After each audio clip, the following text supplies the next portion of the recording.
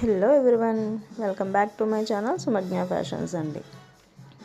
ఈరోజు వచ్చేసరికి జ్యువెలరీ కలెక్షన్తో మేము ముందుకు వచ్చేసానండి.